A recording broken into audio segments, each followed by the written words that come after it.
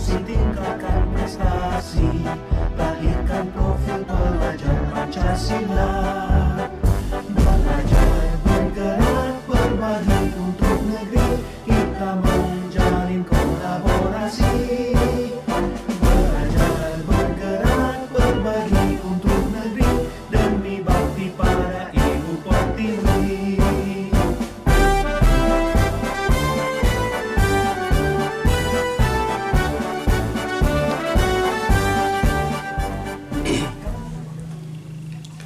Assalamualaikum warahmatullahi wabarakatuh.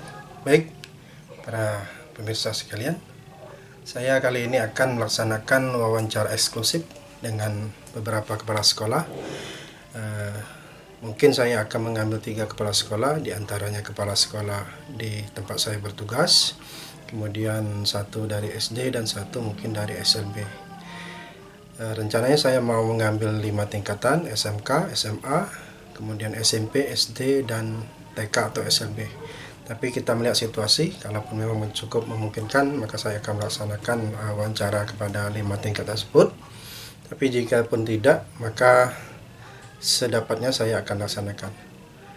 Dalam kali ini, saya selaku calon guru penggerak Firmansyah SPD dari SMK Unggul Negeri 2 Banyuasin 3, sebagai tugas dari modul 3.1 demonstrasi kontekstual, kami atau saya akan melaksanakan wawancara kepada kepala sekolah atau pimpinan dari satuan pembelajaran untuk mewawancara bagaimana penerapan dari pengambilan keputusan yang dilakukan oleh para pimpinan tersebut, apakah nantinya akan berkaitan dengan materi yang kami pelajari, di mana akan menghadapi berbagai dilema berkaitan dengan kasus yang ada di sekolah.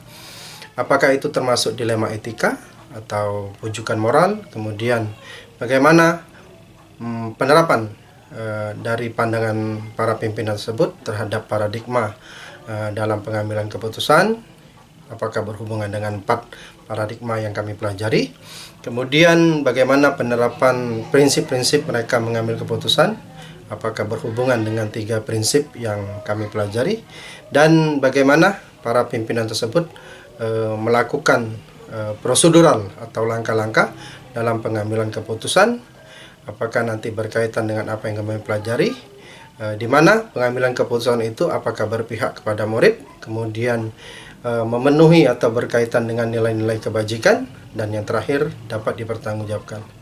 Baik, itu saja yang bisa kami sampaikan, dan langsung saja kita laksanakan wawancara dan bisa dilihat pada hasilnya nanti. Salam dan bahagia.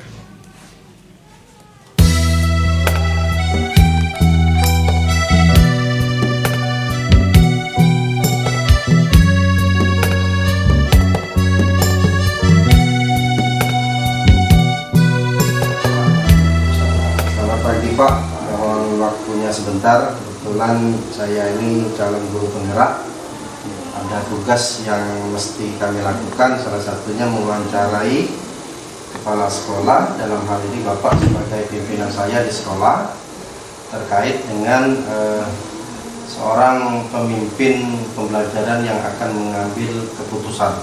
Nah, biasanya kan Pak, di keputusan ini kan kita dihadapkan kepada dilematika, yang mana keputusan yang akan kita ambil nanti itu bisa jadi keputusannya apakah nanti itu akan berbuah kepada posisi yang benar ataupun bisa jadi posisi yang salah.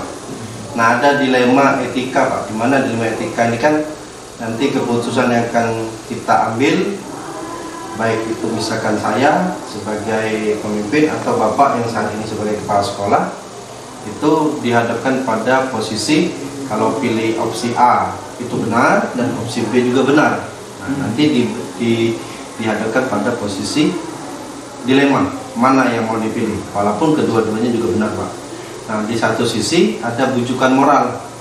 Mungkin dari keputusan yang akan Bapak ambil bisa jadi ini memang benar dan bisa jadi nanti berbuah salah. Mungkin ada beberapa pertanyaan yang akan saya tanyakan kepada Bapak mengenai pengalaman Bapak sebagai pimpinan kepala sekolah dalam pengambilan keputusan ini, Pak. Ini menjadi referensi bagi kami, bagi saya, untuk belajar. Nantinya kami menganalisis menjadi referensi bagi pengetahuan dan pemahaman kami untuk bekal bagi kami nanti menjadi pemimpin di suatu saat nanti ke depan, Pak. Nah, mungkin bisa kita mulai, Pak. Boleh, silakan, Pak. Nah, mengenai apa yang sudah saya sampaikan di awal tadi, Pak, mungkin kan selama ini dalam Bapak bertugas itu, nah, ada hal-hal permasalahan yang Bapak hadapi. Nah, kira-kira bagaimana Bapak dapat mengidentifikasi kasus-kasus yang merupakan baik itu dilema etika atau bujukan moral tadi, Pak? Terima kasih kepada Pak Firman. Jadi memang benar dalam memimpin sebuah organisasi yang terutama di sekolah ini, kita akan terbentur, kita akan menghadapi dilema-dilema yang seperti kata Bapak tadi, dilema etika, di mana kita akan mengambil keputusan tadi akan ada pilihan-pilihan yang mungkin nanti nilainya benar semua, namun kita akan mencari mana yang terbaik itu. Untuk mengidentifikasinya banyak, kita ambil pertama dari sumber-sumber. Sumber-sumber itu dari yang bersangkutan dengan masalah. Jadi bisa kita ngambil dari sumbernya dari anak-anak, mungkin guru-guru, mungkin dari wakil kepala sekolah, atau mungkin guru-guru yang sudah berpengalaman. Seperti kalau sekarang kan, kalau Pak Firman proses calon guru penggerak, di sekolah kita ada guru-guru penggerak. Maka masalah yang ada akan kita identifikasikan, masuk di klasifikasi yang mana. Kita ambil segala macam informasi-informasi. Setelah nanti dikumpulkan, baru kita identifikasi ini bagian mana yang kemudian akan kita tentukan masalahnya, dan kita selesaikan, kita cari solusinya yang terbaik. Terima kasih, Pak. Nah, kemudian berikutnya, Pak, bagaimana Bapak menjalankan pengambilan keputusan di sekolah yang pernah Bapak pimpin, termasuk sekolah kita sekarang ini, Pak? Kemudian terutama untuk kasus-kasus di mana ada dua kepentingan yang sama-sama benar dan sama-sama mengandung nilai kebajikan yang nantinya itu bisa berefek kepada murid dan warga sekolah, Pak. Oke, seperti Pak Firman sudah rasakan selama saya bertugas di sini, saya yang pertama sekali saya mengutamakan azas musyawarah untuk mencapai mufakat. Jadi ada memang setelah kita identifikasi suatu masalah, ada yang memang harus benar-benar kita putuskan melalui keputusan kepala sekolah sendiri. Namun yang kalau bisa memang dimusyawarahkan, maka akan saya lakukan itu. Saya ajak beberapa orang untuk memberikan pendapatnya, masukan-masukannya, sehingga setelah terkumpul akhirnya kita bisa menentukan mana yang lebih bermanfaat, maka kita putuskan itu. Banyak contoh-contoh seperti bulan puasa ini saja. Pak Firman kan kemarin kan di bulan puasa saya terbuka dengan guru-guru, karena apakah kita akan masuk di jam 7.30 atau jam 8 dengan segala macam pertimbangannya. Yang jelas satu, setelah berbagai pertimbangan, setelah diputuskan harus dilaksanakan konsekuensinya dengan sebaik-baiknya. Dengan sebaik-baiknya. Jadi azas musyawarah dan masukan dari guru-guru yang lain. Baik, Pak. Nah, terkait dengan yang pengambilan keputusan tadi, Pak, langkah-langkah atau prosedur yang seperti apa yang biasa Bapak lakukan selama ini? Nah, kita lihat dulu permasalahannya. Kalau permasalahannya menyangkut hajat hidup orang banyak segala macam, saya kumpulkan. Jadi prosedurnya saya identifikasi, masalahnya ini, saya panggil guru-guru yang berhubungan dengan masalah tersebut. Setelah saya kasih masukan segala macam, bisa prosesnya nanti kita musyawarahkan, langsung kita putuskan, atau saya berikan masukan, saya minta jeda waktu, nanti saya putuskan langsung secara langsung. Jadi prosedurnya ada langkah-langkah. Ada prosedurnya, Pak, ada langkah-langkahnya. Nah, hal-hal apa saja, Pak, yang selama ini Bapak anggap efektif dalam pengambilan keputusan pada kasus-kasus yang terkait dengan dilema etika, yang artinya kesemua keputusan itu benar, gitu, Pak? Nah, apa saja yang Bapak anggap efektif dari pengambilan keputusan itu, Pak? Keputusan bersama. Jadi kalau kita di sekolah, calon guru penggerak kan ada kesepakatan kelas. Kesepakatan kelas. Maka saya menerapkan itu menjadi kesepakatan sekolah.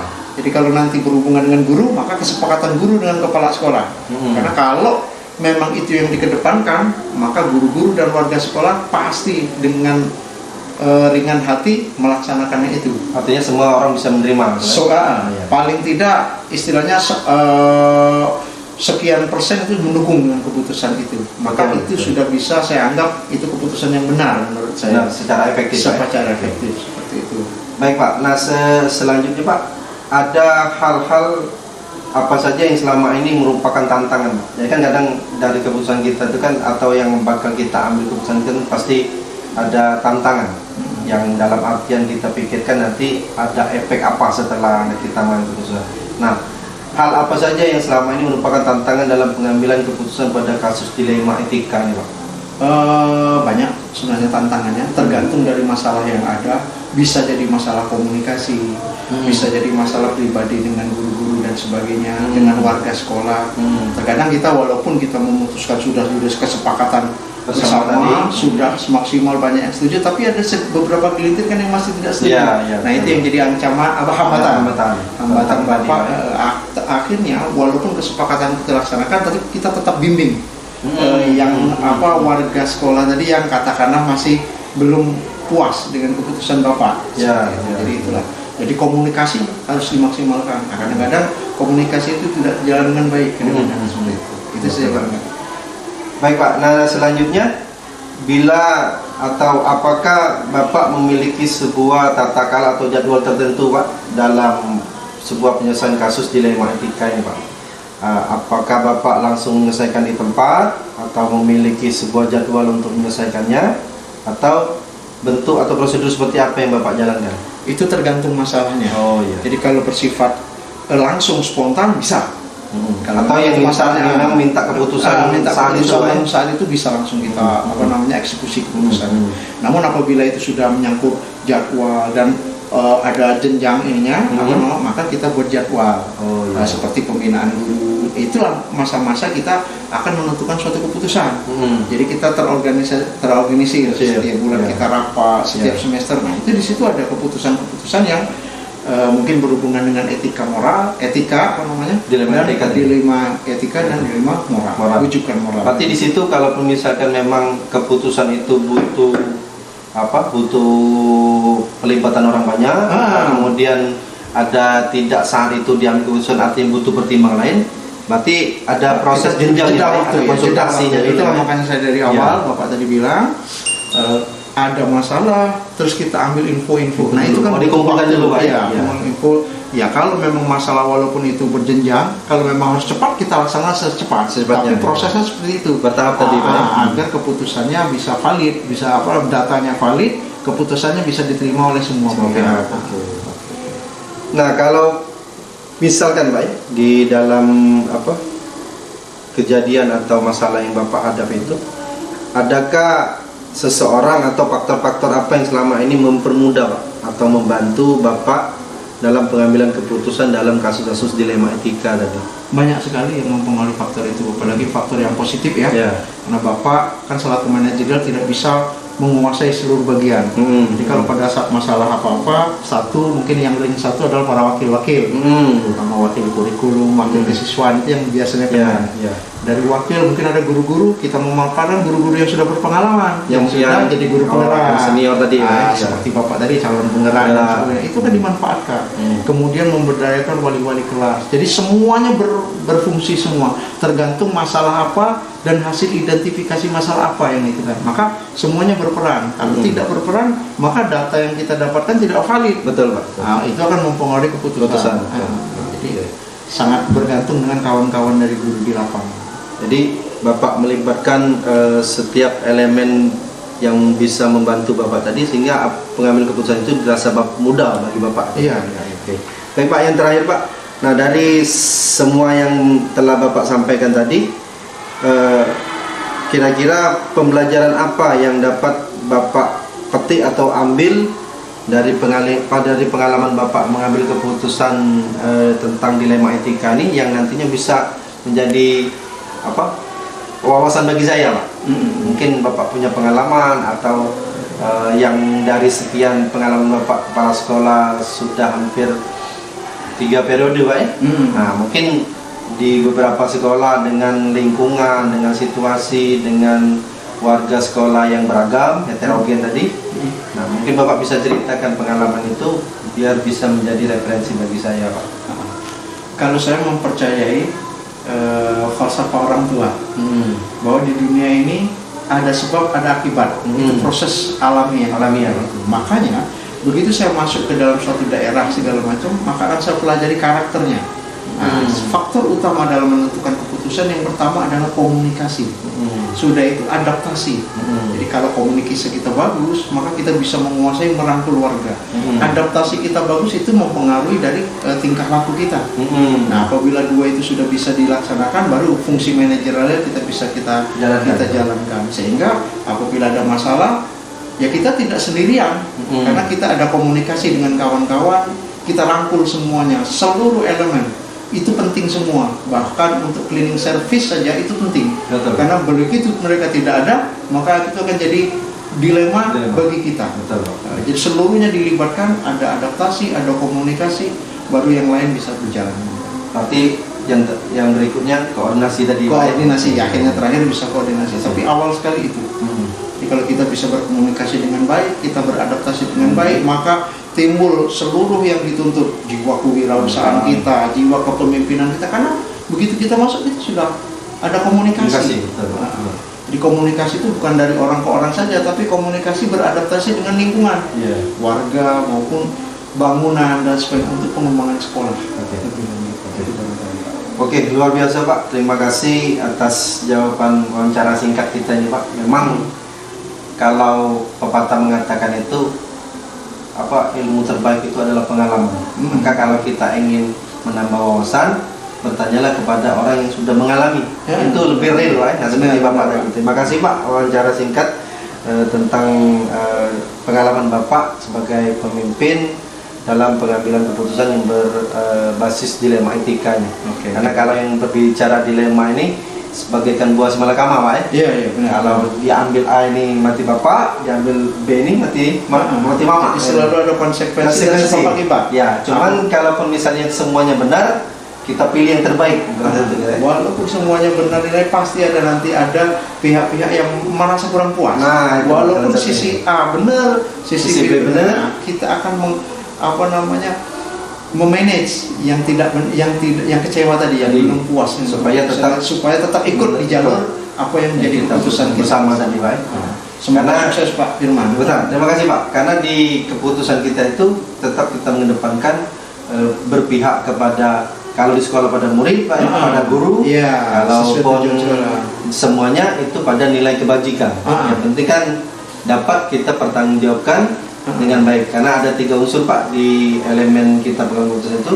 Salah satunya berpihak, khususnya pemimpin pembelajaran, berpihak pada murid, kemudian mengandung nilai-nilai kebajikan, yang ketiga bisa kita pertanggungjawabkan. Oke, terima kasih Pak kesempatannya, waktu yang luar biasa dan pengalaman yang paling hebat dari Bapak. Dan mudah-mudahan bisa menginspirasi kami Pak, dan mohon support kami sebagai calon guru penggerak bisa mengambil pengalaman ini dan menambah wawasan kami, dan kedepannya kami bisa menjadi pemimpin pelajaran yang bisa diharapkan sesuai dengan tuntutan apa yang kami sampaikan tadi. Oke, selamat. Terima kasih Pak. Semoga sukses jadi guru penggerak. Amin. Dan kedepannya bisa menjadi regenerasi buat kami. Amin. Calon pemimpin. Terima kasih Pak. Oke. Assalamualaikum warahmatullahi wabarakatuh. Waalaikumsalam warahmatullahi wabarakatuh. Sudah?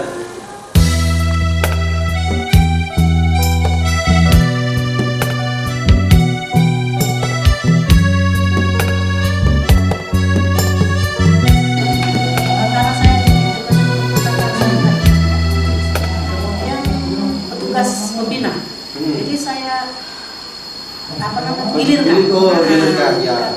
Pertama dari kepala sekolah, kemudian guru senior berikutnya, ke bawah sampai ke wali kelas, semuanya wali kelas, guru mata pelajaran. Jadi semuanya dapat gilir dulu ya.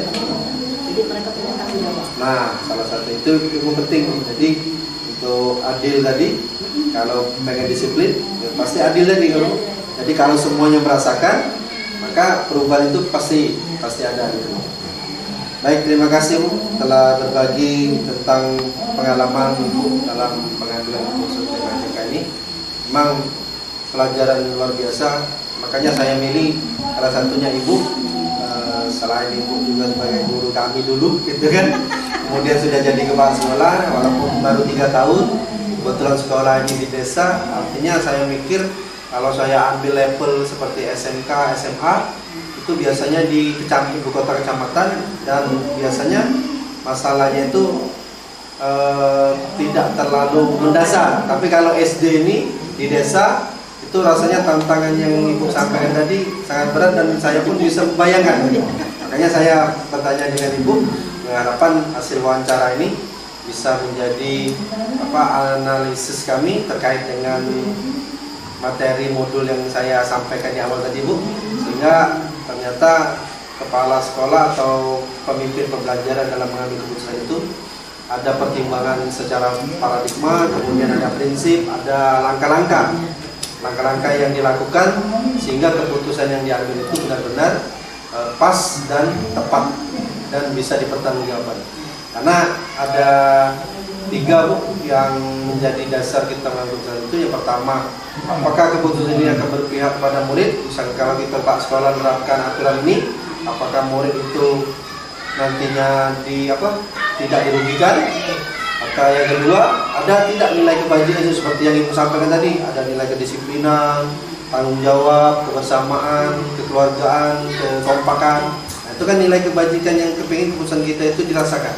Nah, yang terakhir, tanggung jawab. Nah, tanggung jawab inilah yang tadi berat. Kalau diterapkan dengan baik, maka itu bisa dipertanggungjawabkan dan tidak ada masalah.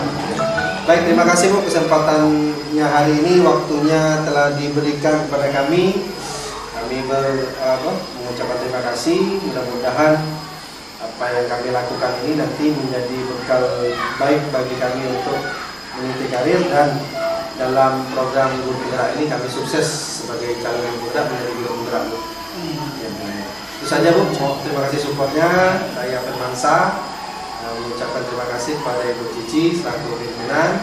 Mudah-mudahan ke depan jika ada sesuatu dan hal yang ingin kami pertanyakan, mungkin kami minta waktu lagi. Terima kasih. Selamat pagi Bu. Kami akhiri. Assalamualaikum warahmatullahi wabarakatuh. Terima kasih Bu. Sukses. Amin. Selesai.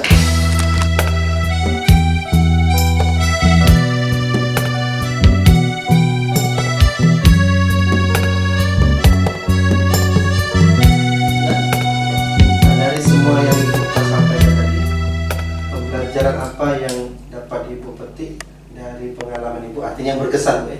Bisa 1 atau 2 minimal Ibu bisa sampaikan kepada saya. Minimal kan bagi saya, ini pengalaman yang luar biasa nih, nanti bisa referensi.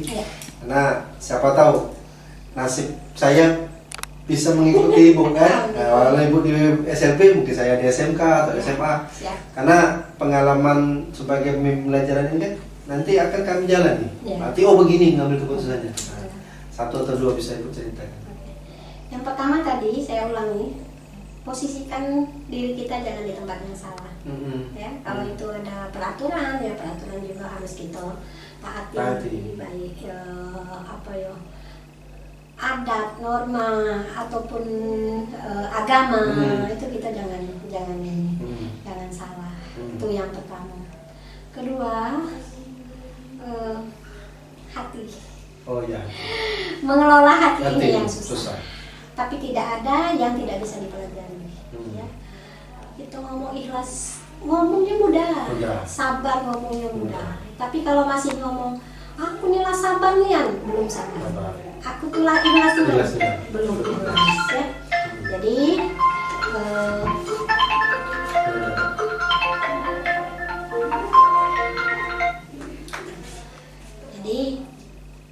ya itu tadi, balikkan ke hati. Balik hati, kalau norma aturannya sudah kita ini, hati juga sudah kita benari, insya Allah segala permasalahan itu kan akan menjadi mudah. Dan di lapangan tuh jangan mudah menyerah lah. Ya, kalau kita ketemu masalah langsung inovasi, sebagus apapun inovasi pasti ada yang nggak suka. Ya. Apalagi kalau mungkin bagi mereka tidak menguntungkan, dasing kontra. Jadi kita harus itu tadi balik menyiapkan diri kita memfasilitasi diri kita dewe dulu bahwa kita memang mampu saat ada kendala-kendala kita bisa menyelesaikan. Meyakini diri tadi. Dan dicoba lagi sekali belum berhasil, apa sih salah? Ya. Sekali kenapa orang bisa kita Tidak. tidak bisa? Luar biasa. Alhamdulillah. Pokoknya hari ini luar biasa pengalaman. Yang pasti saya berterima kasih banyak Bu atas kesempatannya. Kemudian pasti sharing ini, wawancara pertanyaan tadi itu referensi. Dan mungkin sebenarnya waktu kita Ya. terbatas ini. Benar. Sebenarnya banyak yang bisa saya explore dari Bu, tapi mungkin di kesempatan lain. Kan dekat tapi jauh. Kita di sini tapi jauh. Kadang nak kesini itu salah waktunya. Tapi terima kasih hari ini kesempatannya luar biasa, pertanyaan luar biasa. Dan mungkin di lain waktu kita bisa ngobrol lagi Bu. Saya mau minta sharing dalam bentuk lain, mungkin ilmu yang bisa nanti saya sebagai pendidik di SMK, kebetulan ada siswa yang khusus bisa diterapkan. Terima kasih atas kesempatannya Bu. Semoga ini menjadi suatu hal positif bagi saya dan untuk tugas ini bisa saya laksanakan. Nanti mohon izin juga kalau sekiranya nanti analisis ada video yang kami upload kita buat di media sosial misalnya berkaitan dengan Marina itu bisa diizinkan Bu ya. Oke. Terima kasih atas kesempatannya. Saya Firmansyah mengucapkan banyak terima kasih kepada Ibu atas kesempatan hari ini. Jika ada yang kurang pas mohon maaf Bu. Dan mudah-mudahan mungkin lain waktu kita bisa lagi. Mungkin sampai sini. Terima kasih Bu. Semangat Ya, semangat. Semangat Mohon berbagi support. dan berkolaborasi. Siap. Terima kasih. Assalamualaikum warahmatullahi wabarakatuh. Waalaikumsalam warahmatullahi wabarakatuh.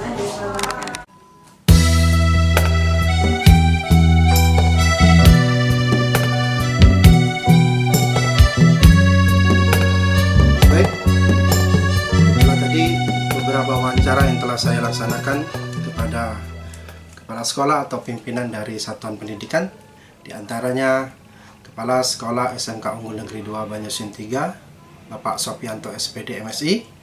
Itu adalah pimpinan saya di mana saya bertugas. Kemudian yang kedua, wawancara saya kepada Ibu Cici Kurniasi SPD selaku Kepala Sekolah SDN 10 Banyuasin 3. Kemudian yang ketiga, wawancara saya kepada Ibu Marina MPD. Beliau adalah Kepala Sekolah Luar Biasa Negeri Kabupaten Banyuasin. Nanti setelah saya melaksanakan wawancara tersebut, saya akan melaksanakan refleksi, menganalisis hasil wawancara saya terhadap hubungannya dengan materi yang telah saya pelajari di modul 3.1. Bagaimana, apakah itu termasuk dilema etika atau rujukan moral, kemudian 4 paradigma dalam pengambilan keputusan, kemudian penerapan dari 3 prinsip dalam pengambilan keputusan, dan bagaimana langkah-langkah atau prosedural yang dilakukan dalam pengambilan keputusan yang dilakukan oleh 3 pimpinan atau kepala sekolah yang saya telah wawancarai. Dan mudah-mudahan hasil refleksi saya itu bisa menambah referensi bagi rekan-rekan semua, termasuk saya, dalam menambah pemahaman dan kedepannya bisa mengimplementasikan dalam penyelesaian kasus-kasus yang ada di sekolah, baik yang saya hadapi langsung maupun yang akan sama-sama diselesaikan bersama perangkat yang ada di sekolah. Itu saja, selamat menyaksikan dan semoga bermanfaat. Salam dan bahagia.